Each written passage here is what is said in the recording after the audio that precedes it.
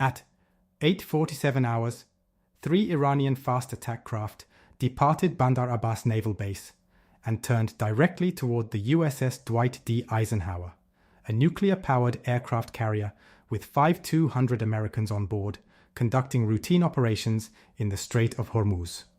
While IRGC commanders in Tehran expected another successful intimidation run that would play beautifully on state television, everything they thought they knew about this encounter would unravel in the next 23 minutes. Unknown to the Iranian boat crews, the Eisenhower strike group had been watching them since before they left the dock. An MQ-4C Triton high-altitude surveillance drone orbiting at 55,000 feet had tracked every vessel movement in Bandar Abbas for the past 72 hours. The moment those engines started, the carrier knew.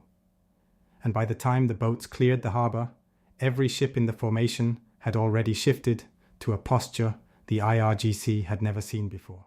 The Iranians thought they were launching a surprise. They were walking into a trap. The IRGC's playbook hadn't changed in 15 years. Send fast boats toward American carriers at high speed. Get close enough to film dramatic footage. Watch the Americans do nothing. Go home and edit the clips into propaganda videos showing Revolutionary Guard boats dominating the US Navy. It had worked dozens of times because the Navy's rules of engagement made shooting first nearly impossible, and the Iranians knew it. But 3 weeks earlier, something had changed. After an IRGC drone nearly collided with an FA-18 on final approach to the Lincoln, Central Command had quietly updated those rules of engagement. The specifics remained classified, but the effect was simple. Commanders no longer needed to wait until a weapon was in the air to respond. Hostile intent was now enough. The IRGC hadn't received that memo. At 8:53, the guided missile cruiser USS Vela Gulf detected the inbound contacts at 31 nautical miles. Her AN/SPY-1 radar, designed to track ballistic missiles at the edge of space, found 3 fiberglass speedboats doing 45 knots, about as challenging as finding a bonfire in a dark room. Within 90 seconds, fire control solutions were locked on all 3 contacts, and the data pushed automatically through the cooperative engagement capability to every ship in the strike group. The USS Gravely and USS Stout, Arleigh Burke-class destroyers positioned on the carrier's flanks, trained their Mk-45 5-inch guns toward the approaching formation. These weapons fire GPS-guided projectiles that can drop through a basketball hoop from 13 nautical miles away. Pointing them at speedboats was like aiming a sniper rifle at a soda can. The computers didn't care about the mismatch. They just solved the equations and waited for authorization. At 8:58, the lead Iranian boat crossed the 15 nautical mile threshold. Close enough to be a threat. Far enough that shooting would require explanation. The boat commander, almost certainly watching American ships through binoculars, had every reason to believe this would end like every other harassment run. A few tense minutes, some dramatic footage, then home for breakfast. He had no idea what was already in the air above him. 12 minutes earlier, while the boats were still clearing Bandar Abbas harbor, the Eisenhower had launched a pair of FA-18E Super Hornets from VFA 131, the Wildcats. Their orders weren't to intercept. They were to observe, collect, and if necessary, demonstrate. The Hornets climbed to 25,000 feet, cut their radar emissions, and drifted into position directly above the Iranian formation using only passive infrared tracking. To anyone below, the sky was empty. To the pilots looking down through targeting pods, 3 boats glowed like matches against the dark water. At 09:01, the Iranian formation split. The lead boat continued directly toward the carrier, while the wingmen peeled left and right, attempting to flank the formation. Classic IRGC tactics. Create multiple approach vectors. Force the Americans to divide their attention. Film everything from 3 angles for maximum propaganda value. The strike group commander watched the maneuver develop on the tactical display and recognized it instantly. He'd seen the same pattern in a dozen intelligence briefs. Same approach speed, same formation split, same timing. The IRGC trained their boat crews from a single playbook, and at this point, the US Navy had read every page. What the Iranians didn't know was that reading the playbook meant predicting the next move, and predicting the next move meant being there first. At 0903, the commander made a decision that would send shockwaves through IRGC naval headquarters for months. He ordered the Gravely to intercept. The destroyer heeled to starboard and accelerated to flank speed. 9,000 tons of American steel cutting through the Strait at 32 knots, bow wave throwing white water 3 stories high. Her course put her directly in the path of the lead Iranian boat with less than 4 minutes to intercept. At 0904, Channel 16 crackled with a transmission that every vessel in the Strait could hear. Iranian fast attack craft, this is United States Navy warship. You are approaching a US naval formation in a threatening manner. Alter course immediately, or you will be treated as hostile. This is your only warning. The lead boat didn't alter course. If anything, the throttle opened wider. In Tehran, IRGC commanders monitoring the satellite feed saw what looked like a standard American warning. They'd heard these warnings before. Nothing ever happened. The boats always got their footage. The Americans always backed down. That was how this game worked. They were about to learn the rules had changed. At 0905, the Iranian commander made his final mistake. Rather than breaking off, he ordered his boats to tighten formation and accelerate toward the carrier. Perhaps he wanted more dramatic footage. Perhaps he genuinely believed the Americans wouldn't respond. Perhaps his orders from Tehran left him no choice.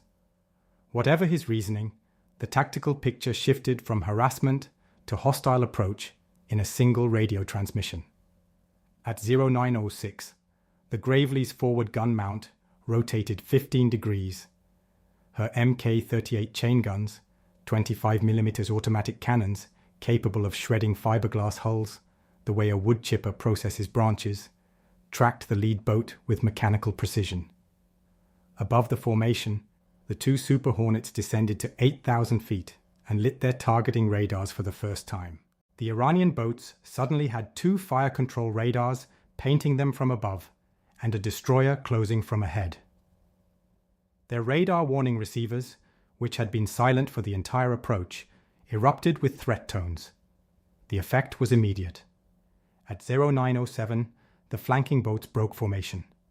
Hard turns to port and starboard, throttles maxed, wakes churning white as the crews realized this wasn't following the script. The lead boat held course for another 12 seconds, long enough for the Gravely to close within 800 meters, before the commander apparently decided that footage wasn't worth dying for. All 3 boats were running for Iranian waters before the minute was over. But the Americans weren't finished. As the IRGC boats retreated, one of the Super Hornets descended to 2,000 feet and positioned itself directly in front of the fleeing formation. Not threatening, just present. A reminder that the boats could run, but they couldn't hide. The pilot held that position for nearly 2 minutes, close enough that the Iranian crews could see the weapons hanging under his wings, close enough that their retreat was documented from angles state television would never broadcast. The Mohajer surveillance drone the IRGC had launched to film their triumph captured the entire sequence. 3 boats approaching confidently, an American destroyer charging to intercept, 2 jets appearing from nowhere, 3 boats fleeing at maximum speed with an FA-18 escort they never asked for. The footage was supposed to show American weakness. Instead, it documented the most humiliating IRGC naval retreat in a decade. At 0914, the boats crossed into Iranian territorial waters. The Super Hornets broke off and climbed back to patrol altitude. The Gravely reduced speed and returned to formation. The whole encounter, from first contact to full retreat, had lasted exactly 27 minutes. But the real damage wasn't visible on any camera. During the entire approach, an EP-3E Ares II electronic warfare aircraft had been orbiting 40 miles east, recording every radio transmission, every radar emission, every command frequency the IRGC boats used. The boats had essentially conducted a comprehensive communications exercise, while American intelligence captured everything. For the next 6 months, US signals intelligence would know exactly which frequencies IRGC fast attack boats used for command and control, which encryption protocols their radios employed, and which satellite links connected them to Tehran. The Iranians hadn't just lost a harassment run. They'd handed over the electronic blueprint for their entire fast attack fleet. 3 days later, Iranian state media released a heavily edited clip showing their boats patrolling near American vessels. They didn't mention the destroyer that charged them. They didn't mention the jets that appeared overhead. They didn't mention the full-speed retreat that every American sensor in the Strait had documented. But inside IRGC Naval Headquarters, the debrief told a different story. For the first time in 15 years, the Americans hadn't just warned them off. They'd hunted them. The Gravely's intercept course, the aircraft positioning, the coordinated response, none of it was defensive. It was predatory, and it meant the rules the IRGC had exploited for over a decade no longer applied. The USS Eisenhower continued operations in the Strait of Hormuz for another 3 weeks. During that entire period, not a single IRGC vessel approached within 20 nautical miles of the strike group. The boats that had harassed American carriers with impunity for years stayed in port, their commanders apparently deciding that propaganda footage wasn't worth the risk of finding out what the Americans would do next. Some lessons are learned in briefing rooms. Others are learned at 45 knots with a destroyer bearing down and fighter jets overhead. The IRGC learned theirs at 0907 on a Tuesday morning in the Strait of Hormuz, and the US Navy made sure they'd never forget it. If you enjoyed this video, you'll definitely want to watch this one next. See you there.